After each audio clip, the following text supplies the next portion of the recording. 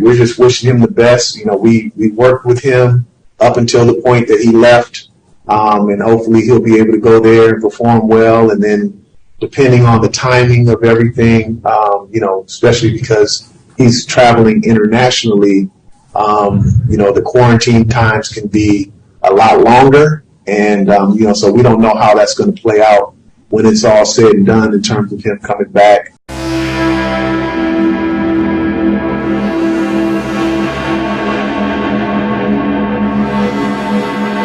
The root cause of hype is hope.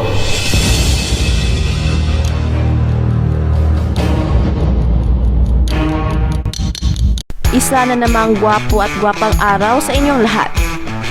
At last, nagsalita na rin ang head coach ng NBA G League Team Ignite na si Coach Brian Shaw tungkol sa pagsali ni kay Sotto sa Gilas, Pilipinas at pag-alis niya sa NBA G League Team Ignite. Malungkot ang Team Ignite coach sa desisyon ni kay Sotto pero wala siyang magagawa dahil ito ang gusto ng camp ni kay Sotto, and the NBA G League from the start made a commitment not to stop any of its player who wants to serve their flag and country.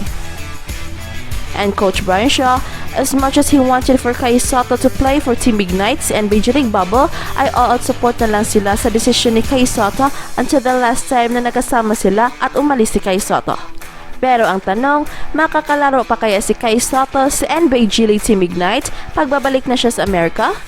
Well, yan ang ating pag-uusapan ngayon, and we will let Coach Brian Shaw answer that question, mga gwapo. But before that, ay meron po tayong pag-giveaway. 50,000 strong subscribers. Malapit na. At malapit na rin nating maibigay ang ating pag-giveaways bilang pasasalamat sa inyong patuloy na pagtangkilik sa ating mga videos. Yes, we will be giving 2 pairs of Nike shoes to 2 lucky subscribers. All you need to do is to watch this video at huwag kalimutan mag-subscribe sa ating channel Express Info at pakisubscribe na rin sa ating bagong sports channel na May Sports Balita. And don't forget to leave a positive comment about the basketball career ni kay Sotto or anything about sa ating topic. Dahil sa mga comments tayo kukuha ng 2 lucky winners. Kaya subscribe na! We will be giving the Nike shoes pag aabot na tayo na 50k subscribers. So, please like and subscribe to our channel and click the notification bell para updated ka sa bagong mga videos. Well, ayon mismo ni Coach Brian Shaw ay hindi siya sigurado kung makakapaglaro pa si kay Sotto sa NBA G League dahil sa sitwasyon ngayon na kung saan mahigpit ang mga health protocols, especially inside the NBA G League bubble, at hindi pa nakakatulong na si kay Sotto ay bibiyahe pa internationally dahil ibang level na rin ang quarantine requirements. But yet, kahit gaano pa kamahirap, ay open pa naman si Coach Brian Shaw for any eventuality kung babalik si kay Sotto sa Amerika at meron pang laro ang NBA G League, but napaka-slim lang ng chance na makakalaro si kay Sotto dahil marami ring dapat i-consider. As of now, ay isa lang ang gusto ni Coach Brian Shaw para sa career ni kay Sotto. He wants kay Sotto to perform well sa FIBA games and hopefully pagbalik niya sa G League ay makakalaro pa siya. Hindi sigurado ang Team Ignite coach na si Brian Shaw kung makakatsa ng G League game si kay Sotto pagkatapos ng laro niya sa Gilas. Sinabi ni Brian Shaw na wala siya problema sa pagnanais ni kay Sotto na makapaglaro para sa Gilas, Pilipinas. Although, he is realistic enough to acknowledge that the 18-year-old center may miss the NBA G League bubble altogether.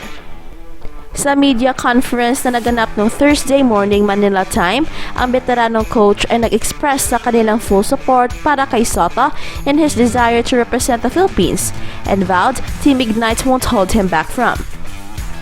One of the things before these guys enter the program was that we're not going to hold anybody back, sabi ni Coach Shaw. We committed to our players who wanted to represent their country in that fashion. So that was a decision that Kai and his team wanted and thought it's important for him. So, we supported him in going to be part of that. That move, however, comes with a cost, with Coach Shaw pointing out that the stint with Gilas in the third window of the 2021 FIBA Asia Cup qualifiers could also mean na si kay Sotto may not make it in time para sa NBA G League bubbles Orlando at hindi siya makapaglaro nito. Unfortunately, a lot of it is during the time we're going to be in the bubble. So, we just wish him the best. We worked with him up until the point that he left. And hopefully, he'll be able to go there and perform well. Pahayag ni Coach Shaw. Ang NBA G League ay nag-release na ng kanilang full schedule kung saan ang first game ay lalaruin ng Team Ignite laban ng Santa Cruz Warriors na led by Jeremy Lin sa darating na February 10. Another season ay hanggang March 6 with the single elimination playoff to begin on March 8 and the final set on March 11. Samantalang, ang third window ng FIBA qualifiers ay nakaschedule sa third week ng February kung saan ang Gilas ay maglalaro kontra Korea sa February 18 and February 22 at sa Indonesia naman sa February 20. Hindi pa sinabi ng FIBA ang bagong venue after the cancellation of the Clark bubble due to the country's travel restrictions in relation to the COVID-19 pandemic, mga gwapo. It's a precarious schedule Kai Sotto and Ignite are working with, one that has left Shaw wondering if the 7'3" center would even make it in time to play for the team.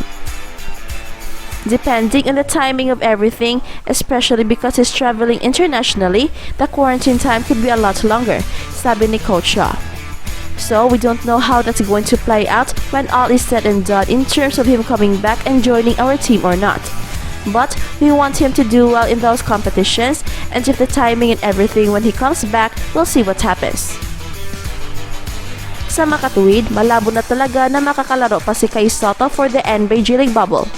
Although, meron naman itong pahintulot galing sa pamunuan ng G League, kaya lang sayang ang opportunity playing for Team Ignite and playing against NBA-ready players na talaga namang napakalakas at napakagaling din.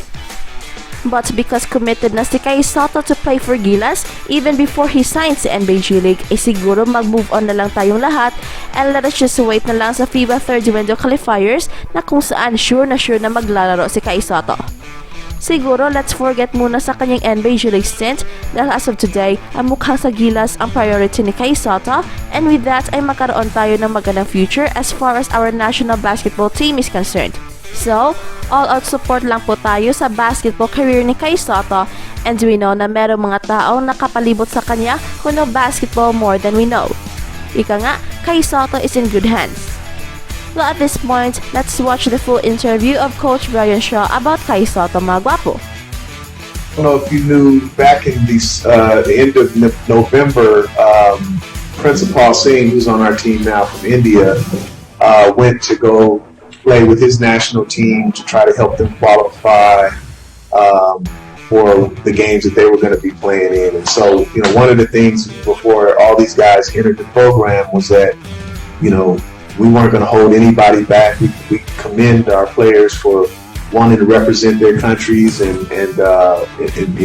in that fashion. And so that was a decision that Kai, his team thought was important for him. So we supported him going and being a part of that, and unfortunately, a lot of it is during the time of when we're going to be in the bubble, and so we're just wishing him the best. We worked with him up until the point that he left, and hopefully he'll be able to go there and perform well, and then depending on the timing of everything, especially because he's traveling internationally.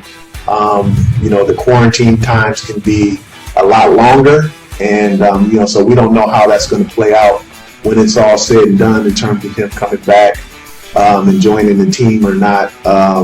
But we want him to do well in those competitions, and then if the timing and everything comes back, we'll see what happens then.